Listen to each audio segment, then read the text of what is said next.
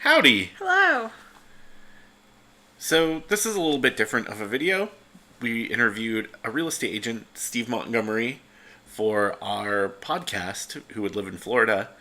But we thought we've had a lot of questions from people in the comments of our videos that he may help answer some of them, so we thought we would put this up as a video too. Yeah. So if you want to check out the whole podcast, we will have a link to that below. But this will just be our interview section with Steve. He is a realtor here in the Orlando area. He's with Keller Williams. And yeah, we had a really nice conversation. I learned a lot. So, Yeah, and his information will be in the description below. yes. All right, here it is. So, Steve, can you tell us a little bit about yourself? Sure. My name is Steve Montgomery. I'm a realtor here in Orlando. I've been doing that for about 5 years now, and we've been kind of serving basically the Central Florida area for a while. Before that, I was a teacher for 15 years, so taught in New Mexico, Kentucky, and then Florida. So kind of been doing a little bit of everything. So it gives me a little experience in different areas. Um, Moved down to Florida in 2011, and then got into real estate. And then since then, we've sold about 180 homes. Most of that is me, and then now we have a team now. We've got two buyer agents, we have two admin that help do the paperwork, and that's the gist of it. I don't know what else to say. All right. All right. So you are a transplant here, like a lot of us are. Yeah. What brought you to the area? Well, this time around, I lived in Florida, I think 4 different times in my life. I was a I was a military brat growing up, so I've been kind of all over the United States. But this particular time, I came here because for a teaching job. So to me, moving around was kind of all over. No big deal because of the military brat lifestyle. My dad was a captain in the Air Force, and then worked for Lockheed Martin, which we always called Air Force Light. And then so yeah, then but yeah, I got a teaching job back in 2011. Did that for a couple of years, and then realized that unfortunately teaching it doesn't pay anything, especially here in Florida.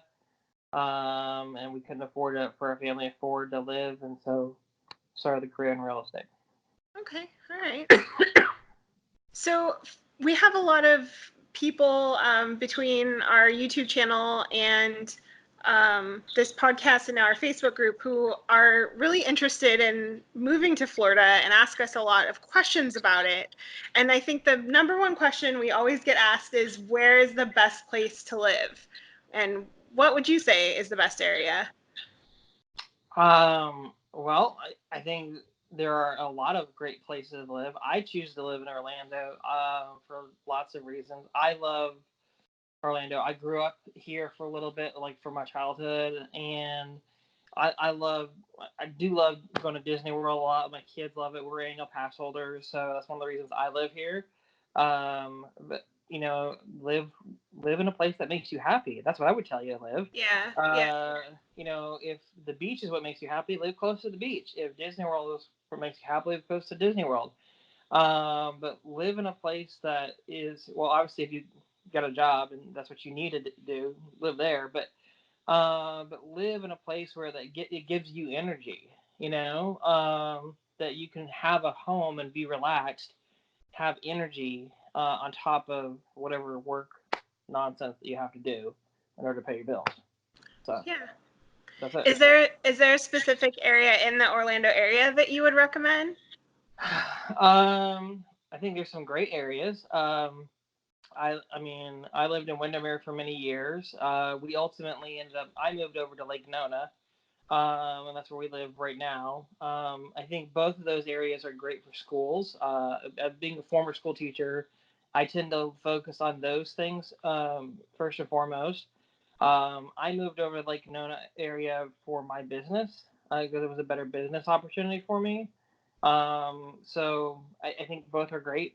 So I know Winter Park is a great area as well if you're looking to live just in the Orlando area. So lots of great places in Orlando. Yeah. Um, We haven't spent a lot of time in Lake Nona, but we've heard really nice things about it. yeah, great restaurants, and it's a very expanding and growing area. Just like Windermere is with Horizons West. I don't know if you looked at there at all, but like there's just so much shopping centers and everything happening, and both areas are just exploding right now. So it's what it is. Yeah. If someone was specifically looking to buy a vacation home, is there an area you would recommend specifically for vacation rental? Oh yeah, definitely I would look in Davenport and Kissimmee, and maybe South Claremont. Basically, what's called the area, it's called Four Corners. That's the area between where Lake County, Orange County, Osceola County, and Polk County all meet in one spot. That's why it's called Four Corners. It's very close to the Disney World. It's over just in the southwest area where Disney World is. And that's where the majority of a lot of the vacation homes are kind of stationed right now. You don't want to buy in Orange County because Orange County will penalize you for hotel tax. Oh. Good to So know. you want to avoid them as much as you can. If Orange County finds out you're running an Airbnb in Orange County, you're likely to get hit with an extra hotel tax. Doesn't mean you can't do it. It just means if they find out about you, then you get like double taxes.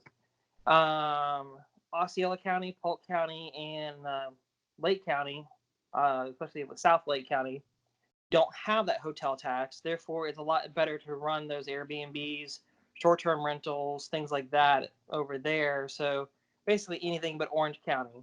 But I also would recommend not buying a condo, but an actual single-family home.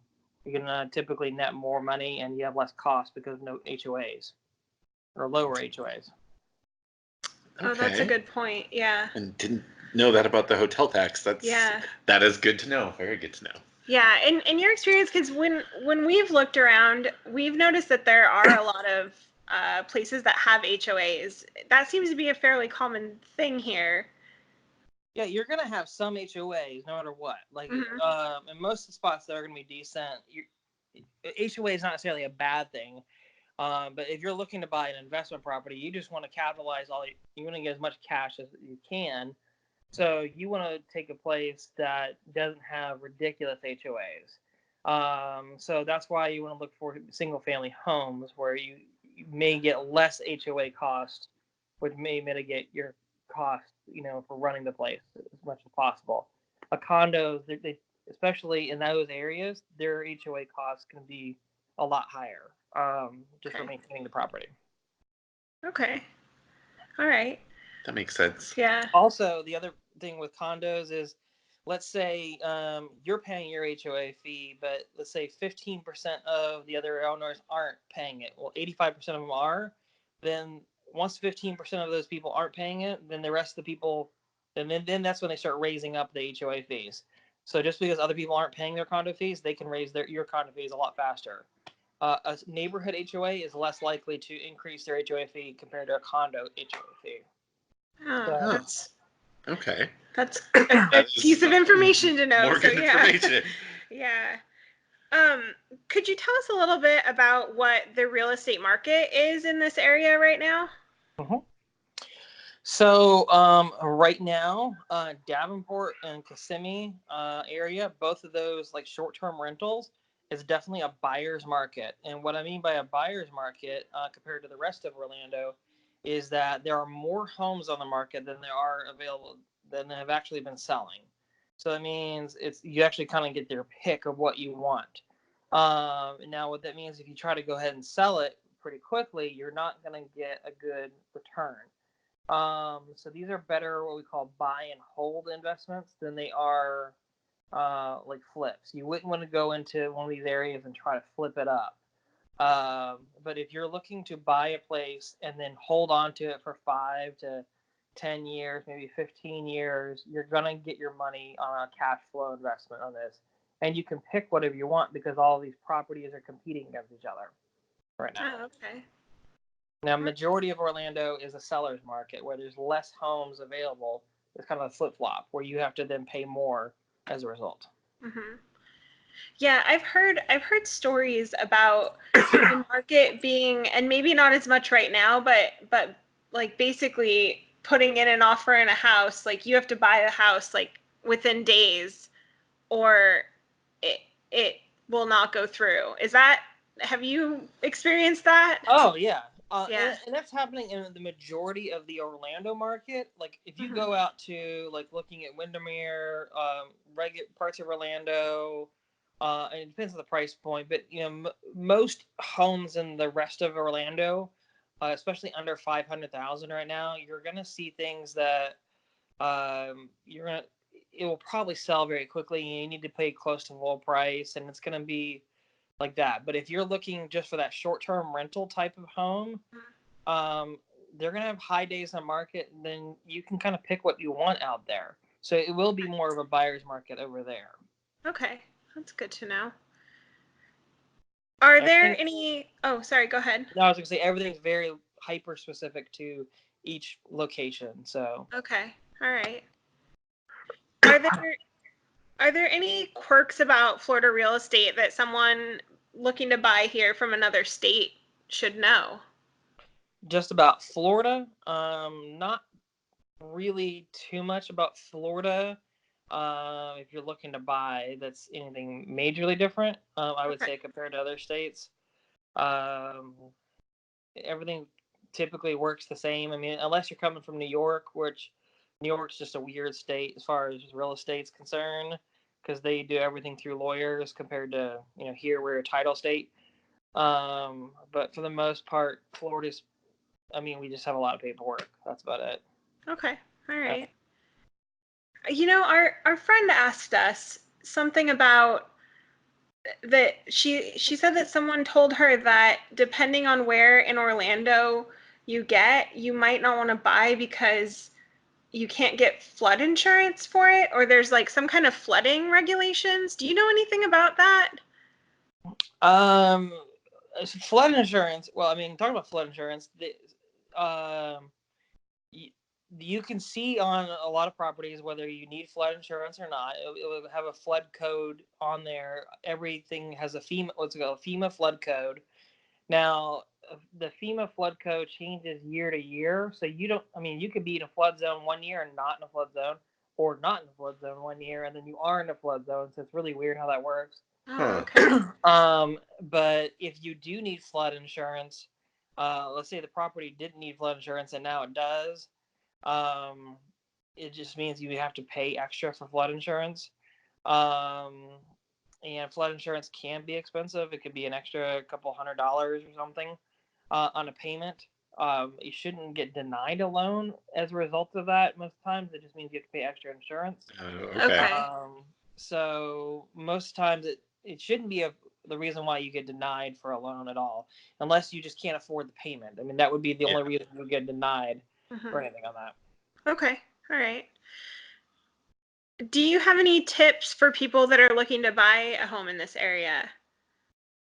The first thing I would say is get pre-approved with a lender. Number one, if you can't buy cash, and it's okay to go do that. The other thing I would say is I would almost always ask for closing costs. As a buyer, might as well ask for it. If you get turned down, who cares? But ask for it up front, because that's cash on hand. I mean, I ask the seller for it because it's you save your cash, because a lot of times you as a buyer, like, you never know like how much more stuff you need when you first move in. You typically need like Yeah. $6,000 or $7,000 worth of just crap, like I don't know, like for a refrigerator, or even on a new construction you just need more stuff, and ask for it. The There are all kinds of programs out there for first time home buyers where you can get all of your closing costs paid for, and most people don't even know that. Like, you can get basically everything paid for with zero down payment. And so you can just go into buying a home. Like the people who are renting right now, like you can just go buy a home with zero down payment with basically what you're renting. And then you get no mortgage payment for the first 45 days. So if you can say like I can't afford it, I have no money for down payment, stop using it as an excuse. Like go talk to a lender and you might be able to buy a home right now. So stop being afraid and talk to somebody, and then there might be a way for you to buy a home. That's my advice. Okay. All right. That's awesome. That's good advice. Solid advice. Yeah. Let me see. Do I have any other? I don't think I. Is there anything? Is there anything else that you think that people should know? If you're looking to buy or sell a home, my number is 407-680-4914. That would be one thing I would let them know. That's it. All right. Yeah, we'll also leave links to your website and contact information in the show notes. I appreciate that. Yeah. Other than that, no. As far the only thing I would say, obviously, I think you guys are focusing on the investment side, like Airbnb and things like that. I would definitely contact a realtor and talk through the different options about short-term investment versus long-term renters and see what the different rates are. Because like if you're looking at investing in an Airbnb property, really do the math on that. There's actually a really cool website you can get access to. It's called AirDNA, and it actually evaluates the property on Airbnb. Like it looks at all the rates on there, looks at the occupancy rate, so you can actually figure out whether or not a property is going to make you money or not. There are all kinds of people out there that will actually help you get your property rented out faster. So you can look at VRBO versus Airbnb. Look at those differences, see if that's the right fit for you, or just turn it into a regular long-term rental. Figure out which is the best rate for you if you're going to buy something as a rental property. So there's lots of ways to play with numbers to try to make this the most profitable thing for you. Oh, okay. I have never heard of AirDNA. That sounds like a fun website to explore, though. It's for people who are math geeks. Okay. All right. All right. Well, thank you so much for talking with us. Definitely. Yeah, definitely. If you are interested in purchasing a home in the area, or even if you are in the area and you're looking to sell your home, definitely give Steve a call. And I'm sure we'll catch up again at some point. I'm sure people will ask more questions. So if you have any questions for us or for Steve, you can always email Steve directly or contact him directly, but we would love to, answer future questions if you have them for another chat like this. So, Sounds good.